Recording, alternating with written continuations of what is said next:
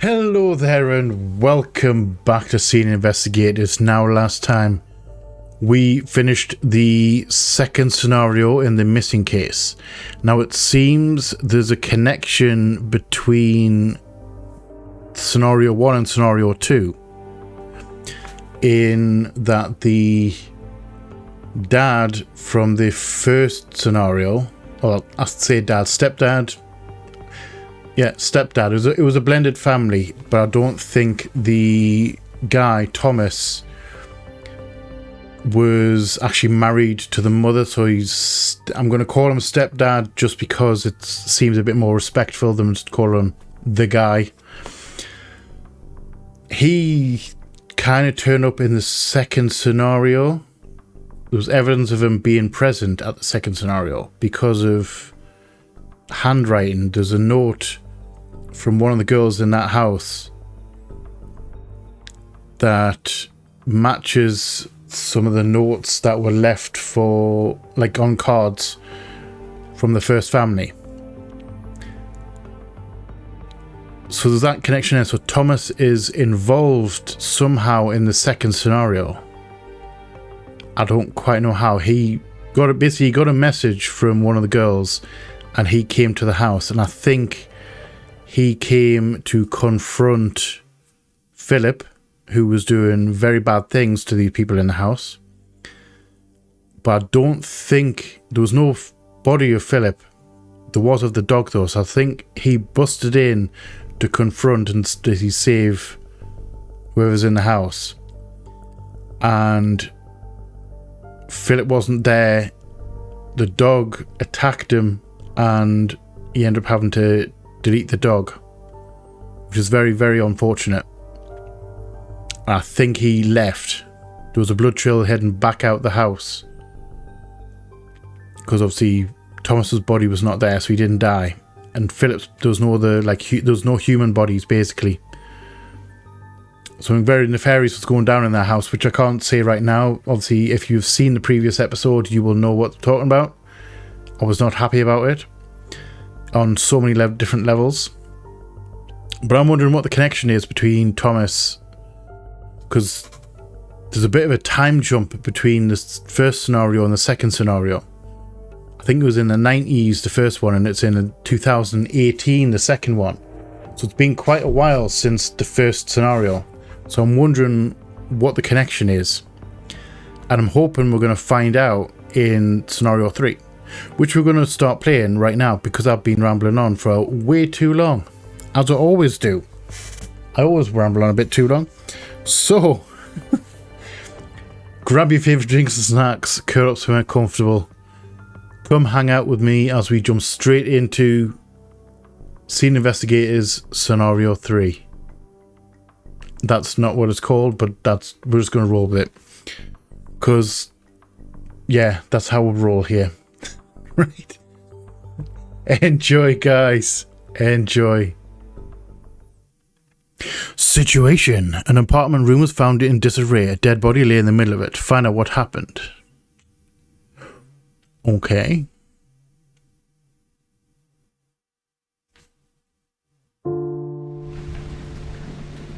This music.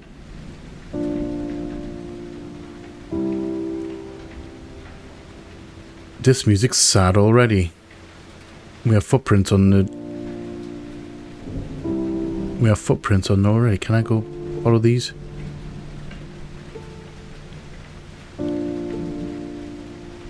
So definitely someone...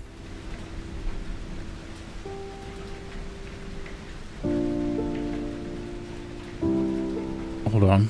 These footprints don't make any sense. Is that two sets of prints? One in boots? Or is it just one person with like one boot and no shoe on? It's not like a footprint.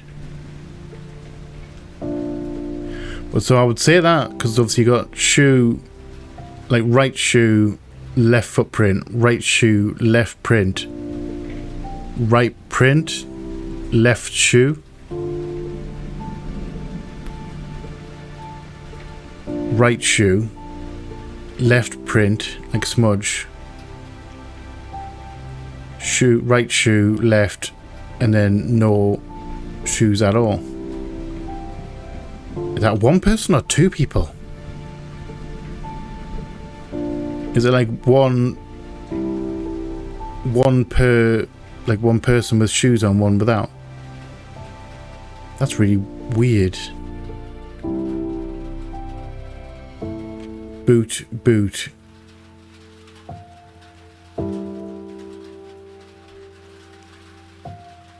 This music's really sad already. Something bad happened here for sure.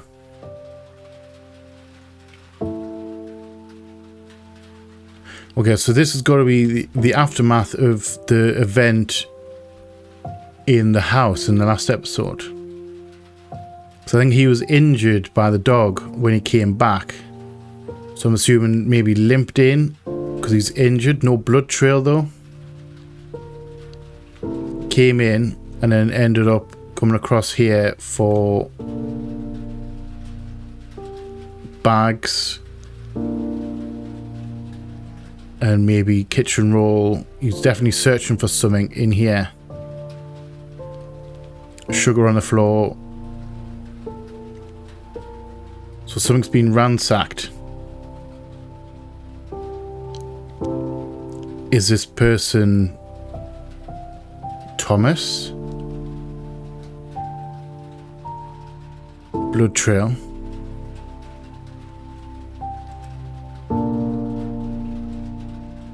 Again, we can flip between scenarios. So we've got one body on the floor.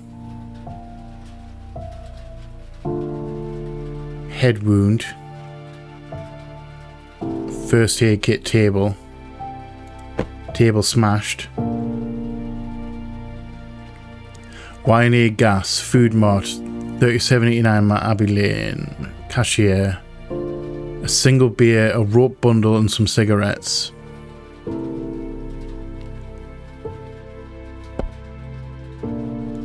So is this Thomas? Oh, keys, hold on. Westwood Apartments. Okay, we actually found a Westwood apartment key in the previous house that didn't belong to... Okay, that it didn't belong to house owners.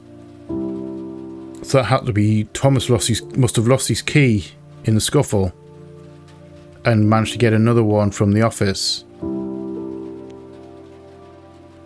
So that key was Thomas's. Okay, so this must be where Thomas was living. Let's check the body.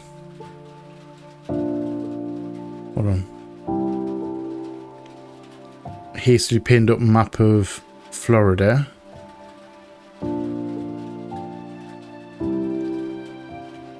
Whole load of files on the floor as well. So whose body is this?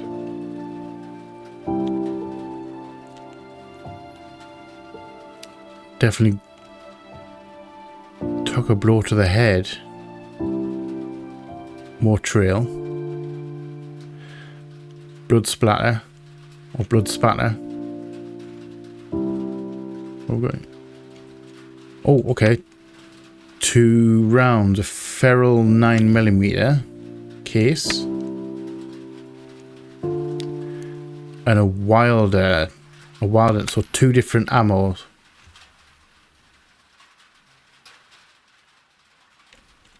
Two different ammo types.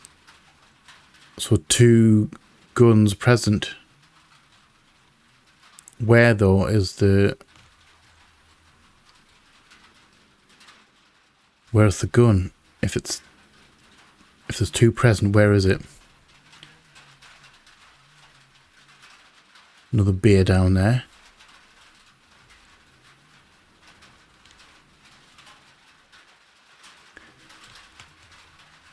And a Paynes Creek Ale. Photo. That was... Wait, that's Thomas's photo. That was in his wallet back in scenario 1. Okay, so this is... It's definitely Thomas. Covered in beer, because that's his ex-partner or his partner.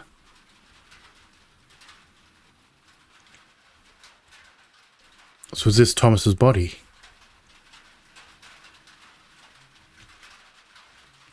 Got some tape, got some smokes.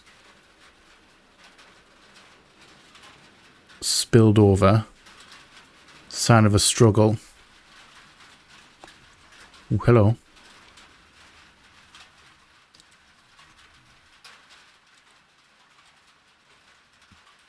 Why can't I have a look at that?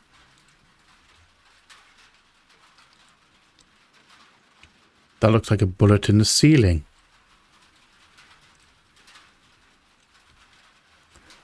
I don't know if I can jump. So something shot straight up. Self-deletion, maybe?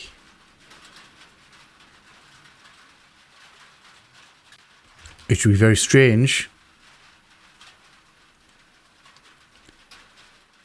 Because if it can't be, because if it was, if you went under the chin, this round the spatter would be up on the ceiling. When it's not, it's going that way. Like across the floor. Thomas, what the hell were you into? Lots of beers. Nothing in the trash can, nothing on there. Starling bulletin. Girl found after being missing for 23 years. Computer. Weather. Alright, I don't know why the weather's there. Searching for the lost. Inbox.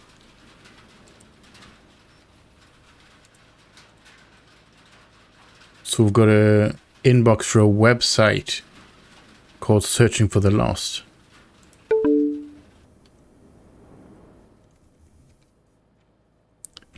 And we've got more missing pictures. Loads of paperwork. Missing Arthur Klein. Sarah Ware. Footprints. We've got another set of footprints coming in here. So there's definitely someone else here. Through the window. But window isn't smashed. What are you? Late rent notice to Thomas Harrington. Okay, so that's the Westwood Apartments. Okay, so he does live here. Ross McLaughlin, the managing agent, shall collect rent in accordance with the tenant's lease, which conforms with housing procedures. So he's late on the rent? Or is it a rental agreement? Or late rent? Oh, so he was late on the rent. Rent is due on or before the first day of each month. Any rent not paid in full by the end of the fifth of the day is subject to a $50 late fee. Any tenant who has not paid rent and late fees by the 17th of the month will have eviction procedures initiated against them. This note serves as a reminder that your rent was not received on the 5th day of the month. You are hereby notified that you are in violation of the above-mentioned policy. You have until November 16th to bring the following outstanding balance to total amount, otherwise the policy will be reinforced. So rent is $500 for the month. Late fee is $50, obviously $550. We have the second page. Please pay on time from now on. They're being very nice about it. And can't open the drawer. Another one. Calvin Webb missing.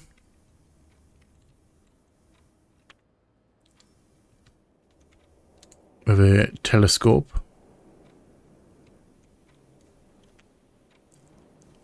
So definitely something went down in here. I thought self-deletion maybe, but I don't think so now. That's really weird. 2 guns in process and 2 sets of prints. I'm assuming those are Thomas's over there and this is whoever came in.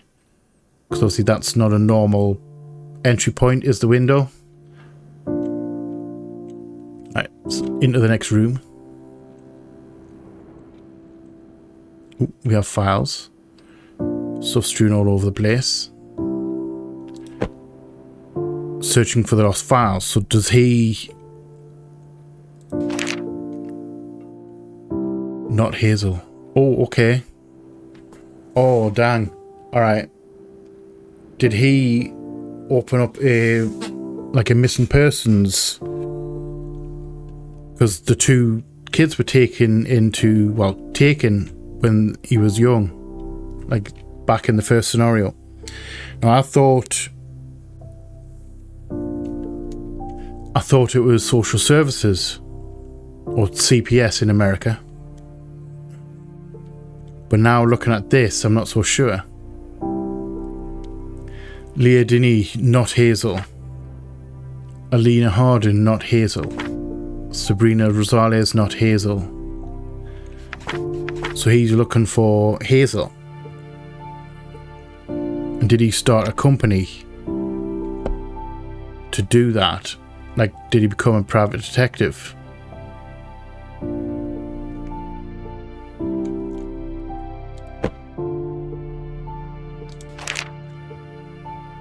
We've got the...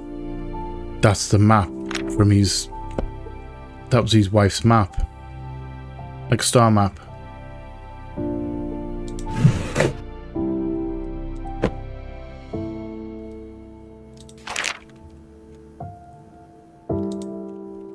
Hold on. So we've got a card. We've got cards, we've got a book. Alright, we're going to have to go through these. Hey Thomas, some money for you. I know you can barely afford a motel. Living in your car is not healthy. I want you to take care of yourself. If it becomes really difficult, you can always come back here to the Nashville church. We love your company and you can stay at my place until you make some money. Todd. 2017. Who's Todd?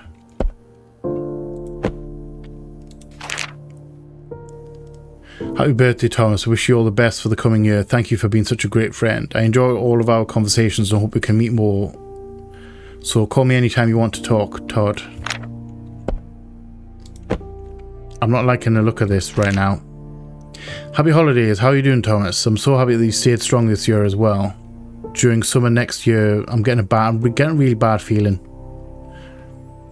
I swear this thing's going to make me feel things. During summer next year, I'm planning to visit you. I'll text you when I have a clear date so you can let me know where you are, where you're staying then. Todd, 2017. Bible. I heard you were leaving Nashville. This is the gift for you. Hope this can help you in your new life ahead of you. So where's his partner? 12/5/1997. She said yes.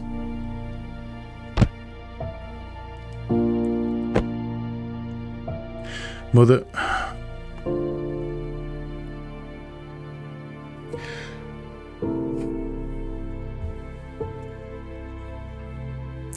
minute. Mother of neglected children found dead.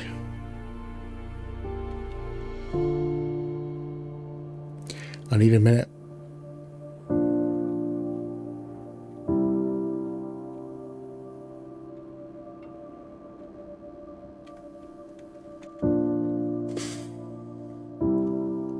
The evening of November 16th, Thomas Harrington returned home from work to find his 34-year-old fiancée, Catherine Patton, hanging from the ceiling of the living room fan. A couple of months prior to the incident, Child Protective Services took and relocated her children after investigation of an allegation. Mr. Harrington was unavailable for a comment.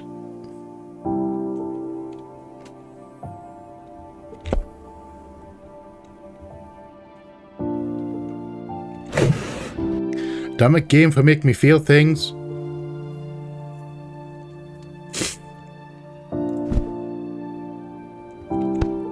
Feather.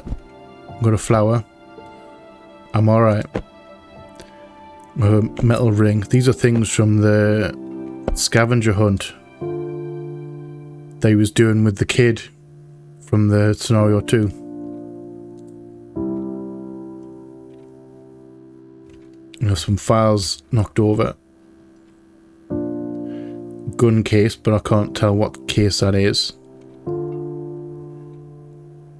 We have a bloody and ripped jacket, I'm assuming off the dog. Stool. We have a phone. Hello.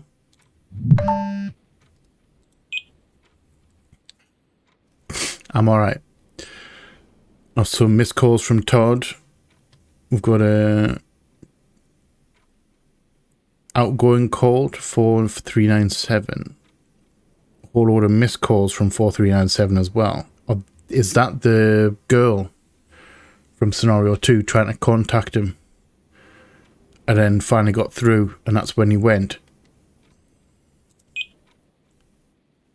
Yeah, messages. So that's the message the little girl sent. Mommy's gonna die, please help.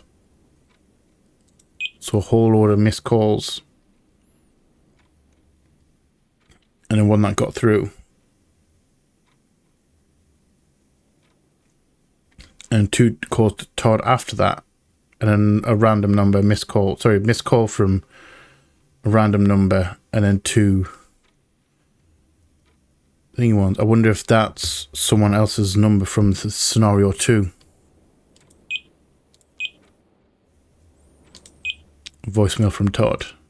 New 1116. Hey, Thomas. Are you back at that place again? I can, never reach you during November. Please, I'm worried about you. I just want to know how you're doing. Call me when you get this.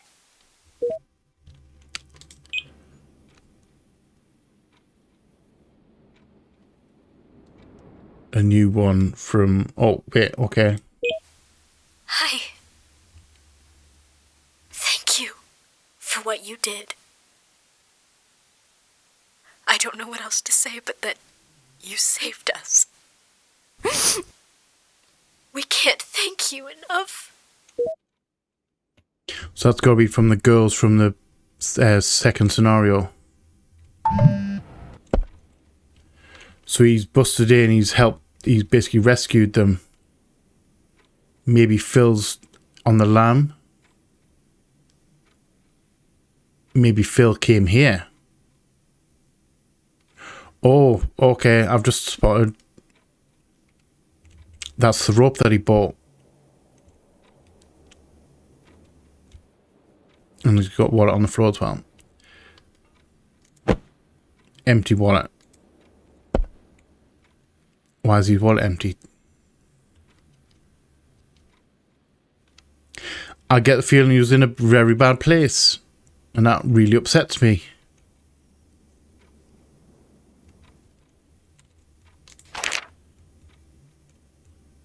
Hazel. So this is his stepdaughter. I'm going to call him stepdaughter. He wasn't married to his partner. But I'm going to, for the sake of respect, stepdad. Alright, Hazel, age 13. Hazel was last seen on December 12th, 2004, Jane's foster care, wearing a pink striped sweater and blue jeans. She was reported missing from the foster care. Okay, so she was taken by social services between 6:30 p.m. and 9:30 p.m. The caretakers believe she had run away, so she ran away from home in 2004. Alright, so she ran away and mother deceased. She ran away, so Thomas, being the good dad that he is, has been spending his years looking for her. Josh Woods, Concord Street, Charlotte. Nicholas Woods. Nicholas was the name of Hazel's brother, wasn't it? Josh Woods.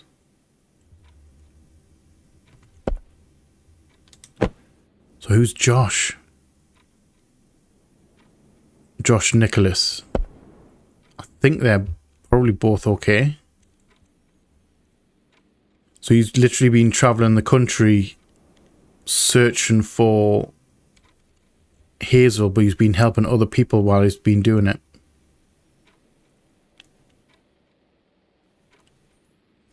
And I think, I'm just guessing, I think he was getting ready to end it when the call came through, or the message came through from the girl in scenario 2, which pulled him down off the edge, and he went off to rescue them.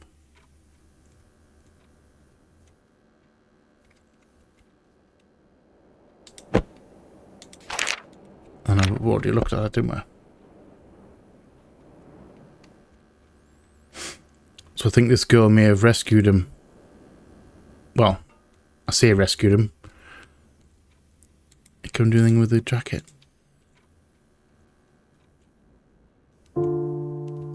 So someone came in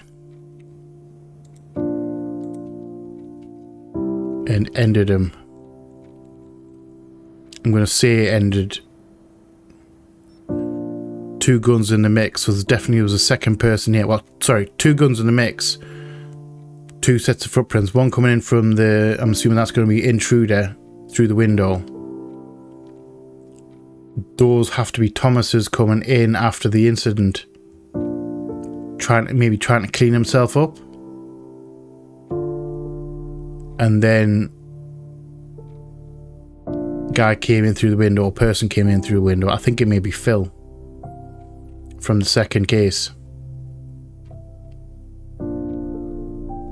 Anything in here?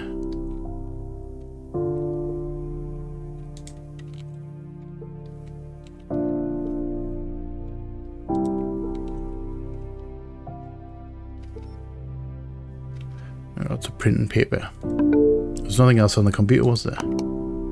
Just weather on the web page. So I definitely think he made a...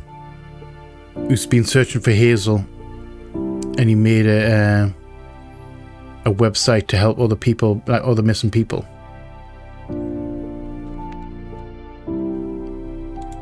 Blinds. Have I missed anything in here?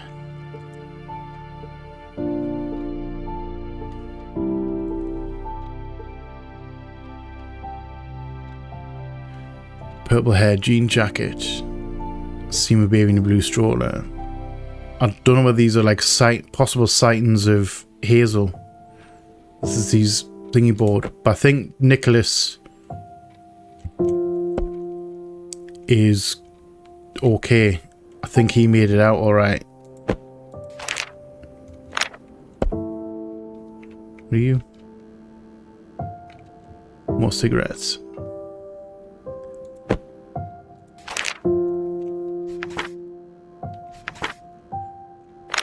That's so sad. I really hope Hazel's alright.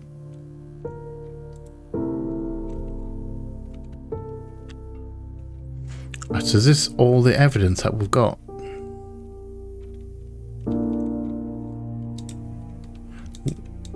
Can't get into those. So yeah, I definitely think he's come busting in here limping.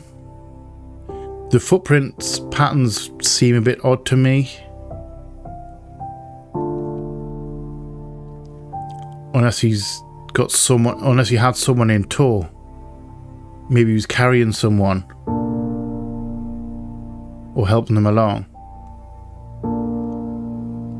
They've got 2 different like things, one with boots and one's not. Come in and went searching through the cabinets to say rescue them, to like apply medical attention.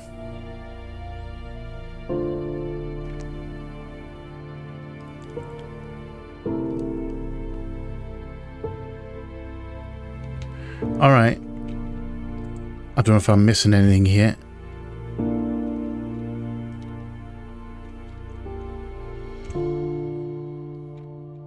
Not a big crime scene. So let's have a look at the questions then. Have you got any documents? No, just situation.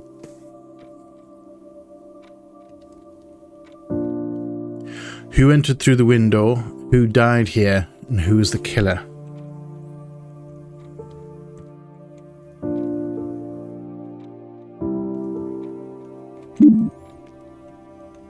So who entered through the window?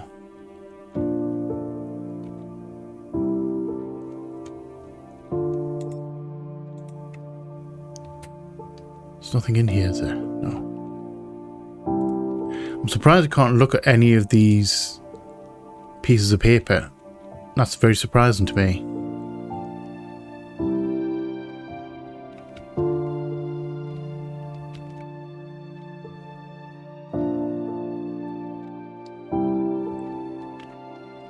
Right, so who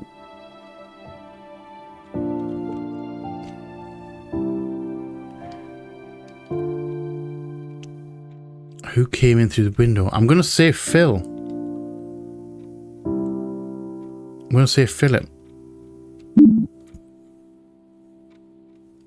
Let's just get the thingy. These are from the first one.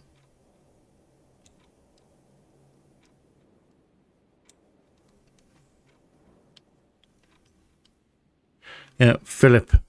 I'm going to say.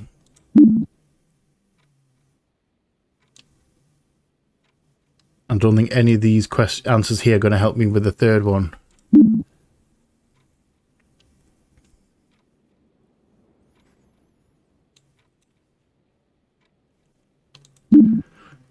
So I'm going to say Philip. Because I'm assuming he rescued the girls. Philip may not have been present. Or he ran off. And followed Thomas here.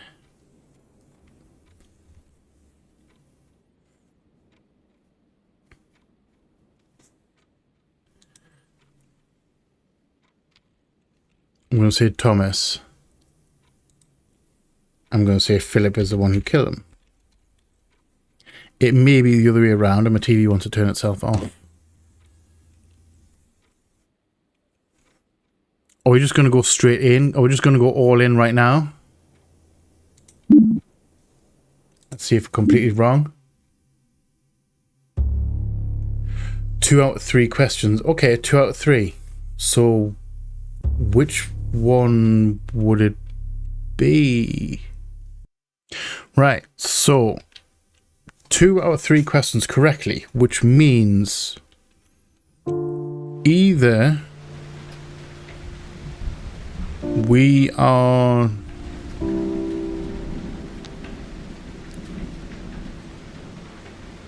incorrect. Well, we're definitely incorrect on one of them. So let's see if we can spitball this.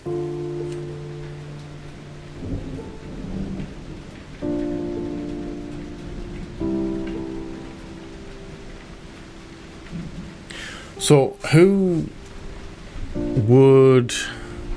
which one could be wrong? Can we determine which two are correct without actually going back, changing it and going through, like trial and error?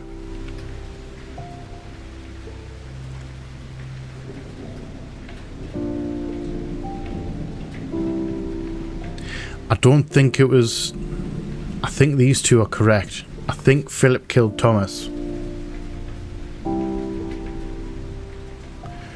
Which means Philip didn't enter through the window.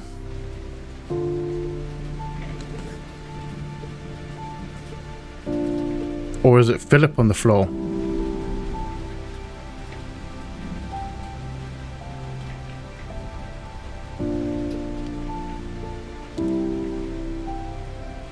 Let's try it. So I'm going to swap. Philip died. Thomas killed him.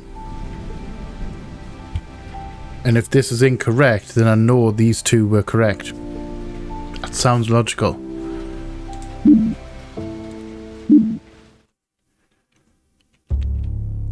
was okay. 0 out of 3 answered correctly. Alright, so let's revisit. Loading scenario. Loading complete. Thank you. Good luck. So Thomas did die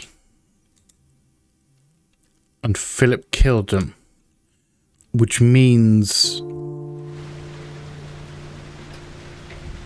hold on, let's just change these back just so I don't thing it, just so I don't accidentally thing it. Thomas is killed, Philip killed him.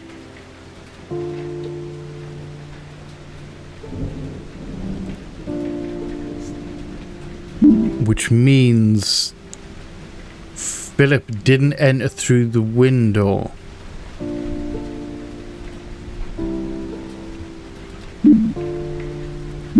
Do you have any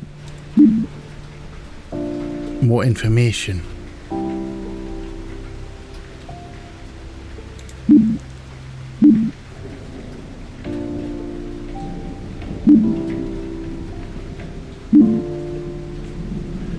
Okay, never mind.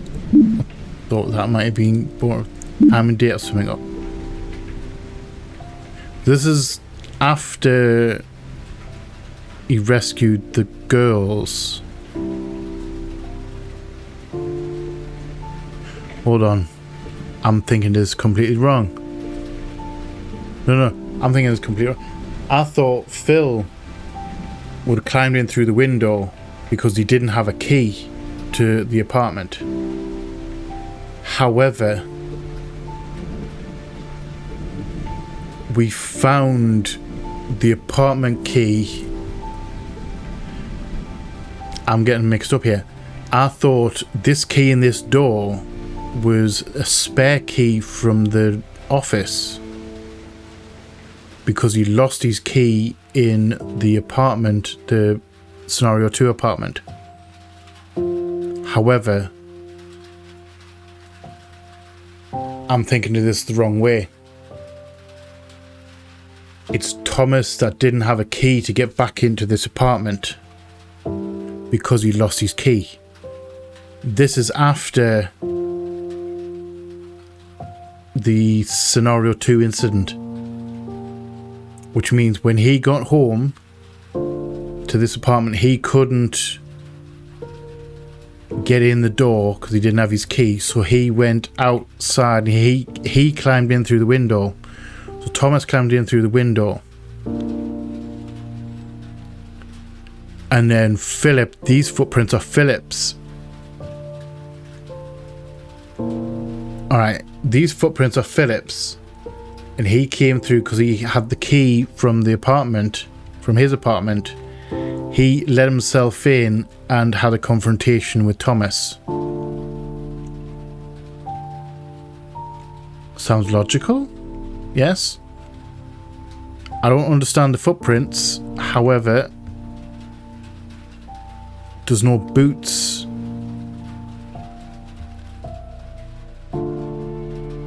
There's no boots in here. Like no kicked off boots or anything like that.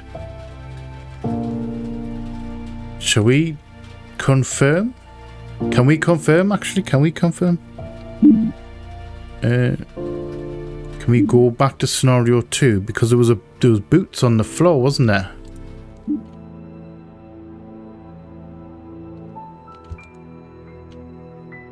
Pimp cane.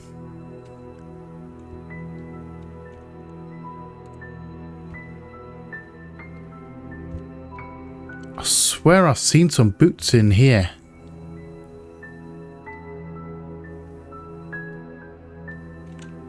Oh wait, is that them?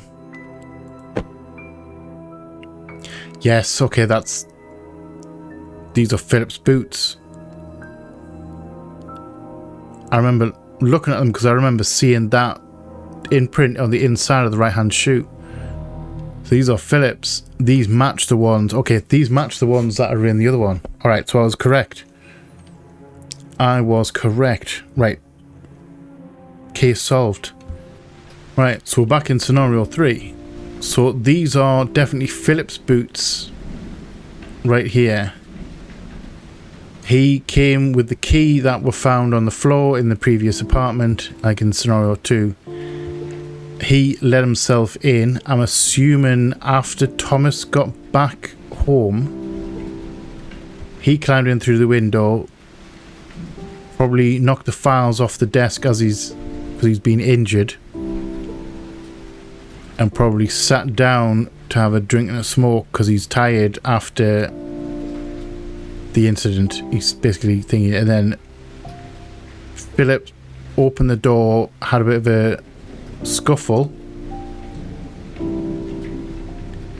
and I don't know, I can't see what kind of round that is, but it's definitely a round in there. I think there's a scuffle. Thomas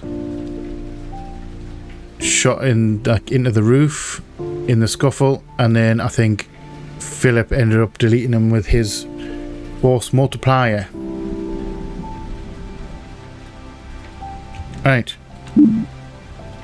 let's finish this case, and I think we'll have everything we need. It's fairly straightforward based on stuff that we've already found in other cases. So it was Thomas who entered through his window. Thomas is the one that was killed, and Philip is the one who killed him.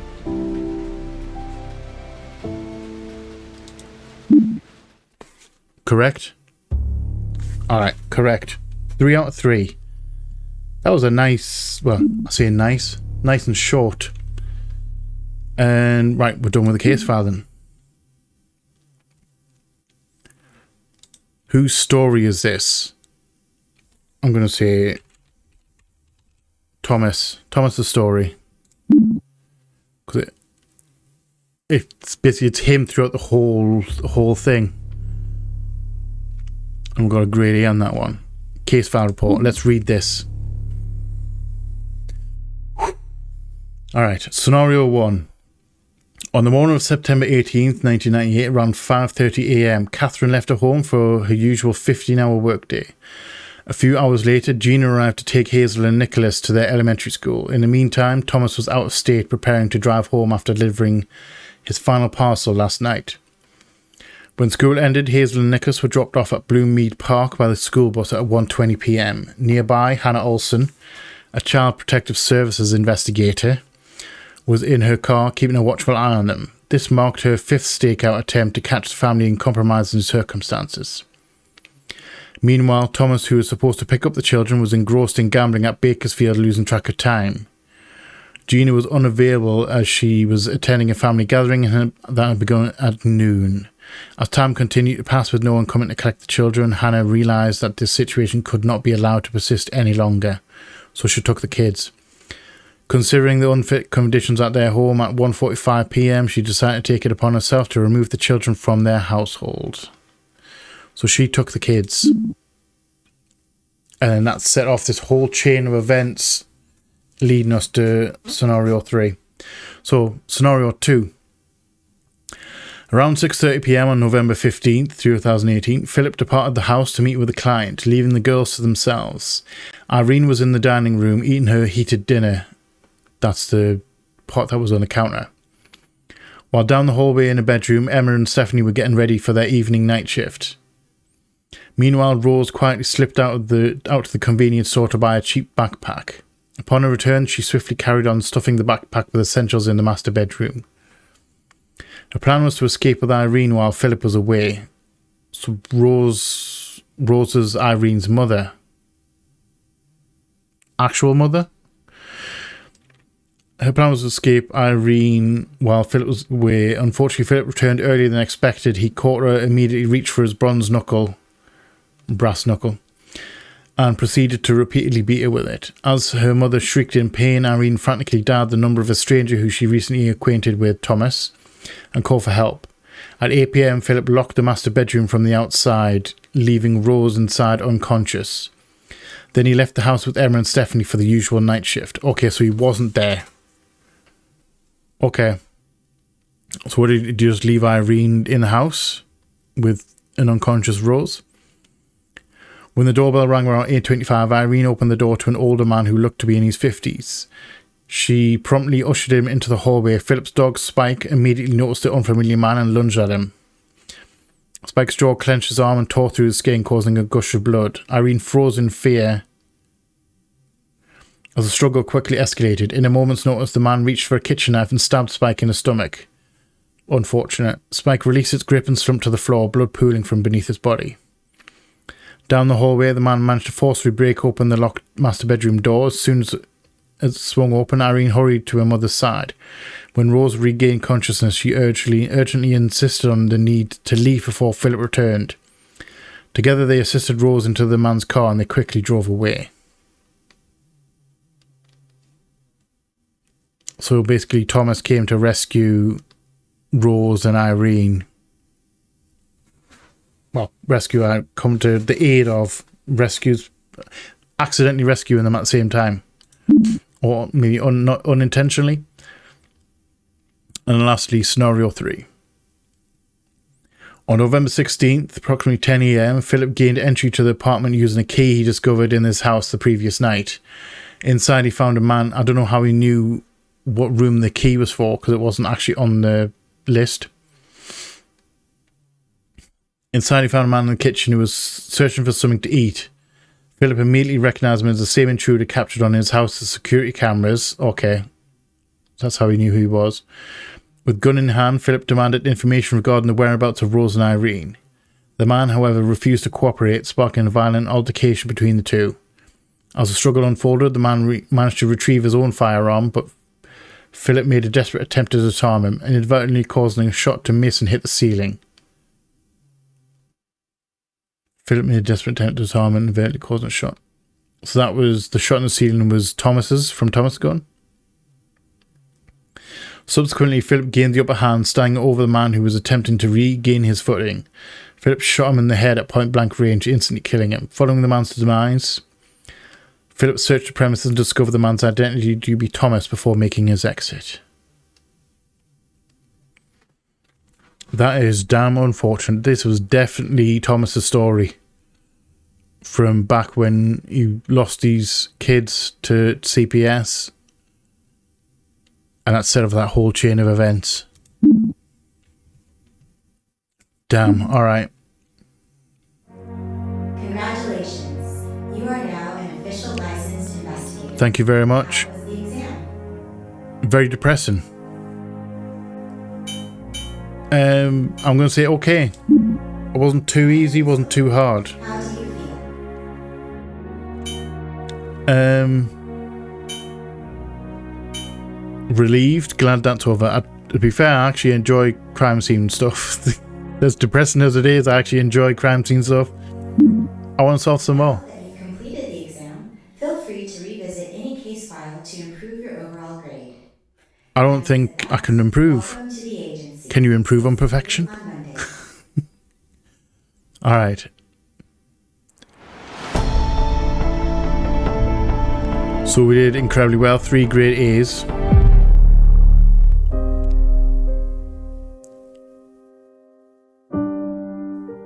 And credits. Okay. I thought we had another case to go. Hold on. Hold the phone. I'm gonna see you at the, well, after the credits. I'm gonna see if there is if I've unlocked a 4th case. Well, last case. Unless that's DLC. I don't really know. I shall see you soon. Thank you for playing. Thank you for making this game, guys. Thank you very much. We need to find out whether we have an extra case. New case file waiting. We do. Okay, so we did unlock a new case. Welcome back. Which case file would you like to tackle? Okay, cool. So we do have a bonus case file. It is a 3-star. Oh, okay. This is a hard one. We're going to do this next time, though, because I don't even know where to start with that one. Okay. So, we did reach the credits. Let's go Big Me real quick. Yeah, so we reached the credits. We finished the missing case file. That was very sad. I did break. I will. So obviously you'll have seen it. I did break. It kind of hit me a little bit hard. That basically the news article hit me quite hard, and I was sad the entire time looking at basically what happened to the guy, what happened to Thomas in his life. And I'm glad some good came out of it at the end. I'm glad he managed to save the girls. Part of me does wonder. I've got nothing to back this up with. I will say that right now. Part of me does wonder, was Thomas looking at Rose as being a potential Hazel? Did he think Rose was Hazel? And that's why he befriended the daughter, Irene, to try and to get some conversation going between him and basically Rose. That would be, if that was true, that would be bittersweet, because he managed to rescue Rose and Irene, his potential daughter and granddaughter, only to die a couple of hours after rescuing them. And that would be incredibly bittersweet. But even if it wasn't true, even if Rose wasn't his daughter, wasn't Hazel, then he still managed to do a great deal of good. He got all the girls out of that house, and hopefully Philip gets his comeuppance. Hopefully Philip basically got him, got either by the police and arrested and jailed, or got by someone else. That was a good case, actually. Some of it was a little bit weirdly, I'm assuming that you didn't have to answer the last three questions. Oh, sorry, the last question in the first two scenarios, because I just kind of not guess, but I kind of worked it out myself. But I imagine that if you did because when we did the two in the first, sorry, I'm getting completely sidetracked in my head here. No, I'm not saying it correctly. When we guessed in the initial one, in missing scenario 1, we had a guess at all the answers, and we got most of them, all of them but the last question correct. Turns out was the last question correct, was incorrect. That unlocked scenario 2, which I think is what you're supposed to do, because you can't answer the last question unless you're really good. So I think it was designed for you to go do scenario 2 and then scenario 3, and then you could go back. You could skip back through them and answer the questions that you would work out from extra evidence in the other scenarios. So I think you were meant to do all the scenarios and then go back and finish the unanswered questions, tie up loose ends. However, me being me, I didn't do that. It probably would have been easier. I'm not gonna lie, it probably would have been easier just to blast through all three of them and then go back and answer the other questions. But to be fair, I am proud of myself that I guessed. See that Miss Owen, is it Owens? Naomi Owens. I'm pleased with myself that I guessed that she was probably the CPS agent. Probably. Which obviously I'm vindicated because it is true. Sure was. Damn. Alright. So, after that depressing case, we are going to leave that here for this week. We're going to be doing the Hughes Manor feud next week. It's a 3-star difficulty. So I'm assuming it may take a little while to do. Maybe it's a full-blown case rather than an exam case. We're going to find out next week. So, thank you all for watching. I hope you have enjoyed this episode. If you have, let me know in the comment section below. If you are new here, feel free to come hang out, come check out some other stuff that we'll have going on. We would love to have you here. If you're not new here, welcome back. Thank you again for all the support. It is much appreciated. I love you all from the bottom of my heart, and you all know what's coming. Please like, share, comment, subscribe, all that jazz. And as always, just see you on the flip side. Bye bye.